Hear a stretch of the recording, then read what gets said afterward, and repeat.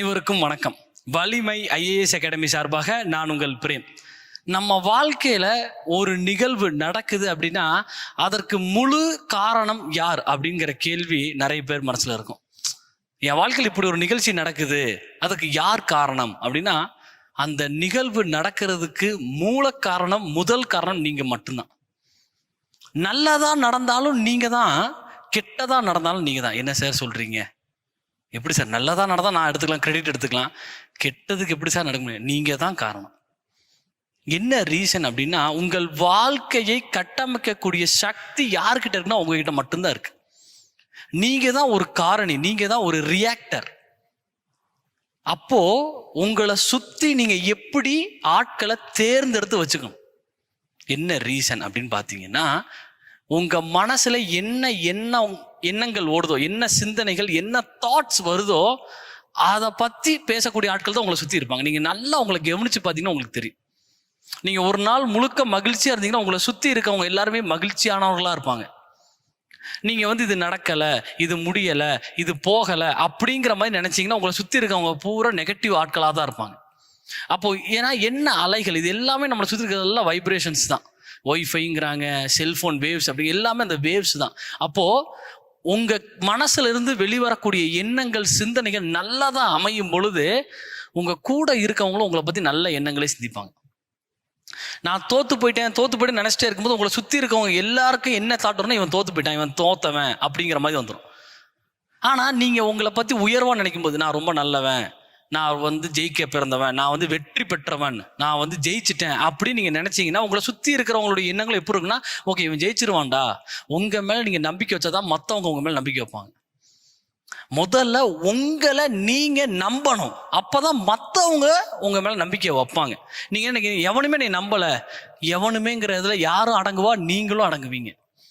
நான் என்னை நம்புறேன் அப்படிங்கிற இடத்துல என்ன வரும், எல்லாரும் உங்களை நம்புவாங்க. அது ரொம்ப ரொம்ப முக்கியம். அப்ப அந்த நம்பிக்கைங்கிறதுக்கு ஒரு மிகப்பெரிய சக்தி இருக்கு, ஒரு மிகப்பெரிய ஆற்றல் இருக்கு. இந்த பிரபஞ்சம் உங்ககிட்ட சொல்லிட்டு இருக்க உணர்த்தக்கூடிய ஒரே விஷயம், ஒன்ன நீ நம்பி நீ உன் வேலையை கரெக்டா செஞ்சுக்கிட்டே இரு. எது நடக்கணுமோ அது தன்னால நடக்கும். நான் திரும்ப அதுதான் சொல்லுவேன். ஏன்னா என் வாழ்க்கையில் அப்படிதான் நடக்குது.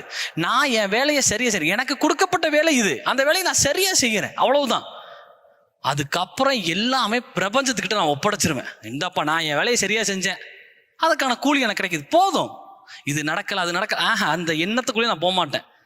எது நடக்குதோ அது நடக்கட்டும், ஆனா நான் என்ன பண்ணுவேன், என் வேலையை நான் சரியா செய்வேன். அப்போ நீங்க செய்ய வேண்டிய வேலை என்ன? TNPSCக்கு ப்ரிப்பேர் ஆகிறோம், Group 2 அப்படின்னு நம்ம மனசுல ஃபிக்ஸ் ஆயிட்டோம். Group 2 சார், நான் Group 2ல உள்ள போகணும் முடிவெடுத்தேன். இல்லை சார் நான் Group 4ல VA ஆகணும், ஒரு ஜூனியர் அசிஸ்டண்டா போய் உள்ள போய் கவர்மெண்ட்ல ஃபர்ஸ்ட் உட்காந்துடணும் அப்படிங்கிறத எண்ணத்தை முதல்ல உங்க மனசுல நீங்க விதைக்க ஆரம்பிங்க. ஓகே நான் இது அப்போ நான் அடுத்து உங்க கண்ணுக்கு முன்னாடி என்ன தெரியும்? ஓகே சார் நீங்க சொல்ற மாதிரி நல்ல எண்ணங்களை என் மனசுல நான் விதையா போட்டுட்டேன். அதுக்கப்புறம் உங்களுக்கு வழி பிறக்கும், த வே ஓப்பன்ஸ். அப்போதான் கண்ணை திறந்து நீங்க பார்க்க ஆரம்பிப்பீங்க. என்ன தெரியும் உங்களுக்கு? வலிமையினுடைய TNPSC Group 2 and Group 4க்கான டெஸ்ட் பேட்ச் உங்களுக்கு தெரியும்.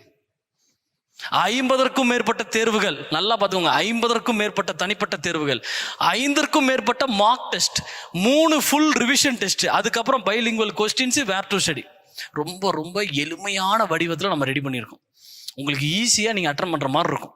போக போக போக என்ன ஆகும், ஈஸியிலேருந்து மாடரேட், மாடல்லேருந்து ஹார்டு, ஹார்ட்லேருந்து டஃப். ஏன்னா TNPSC எக்ஸாமில் நம்ம தோத்தரக்கூடாது.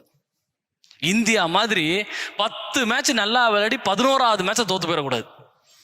அதனால ஈஸி, மாடரேட், ஹார்ட், எல்லா டஃப் கொஸ்டின்ஸ் எல்லாம் நீங்க அட்டன் பண்ணிட்டு போயிருவீங்க. அங்க போனா ஈஸியா இருக்கும் எக்ஸாம்.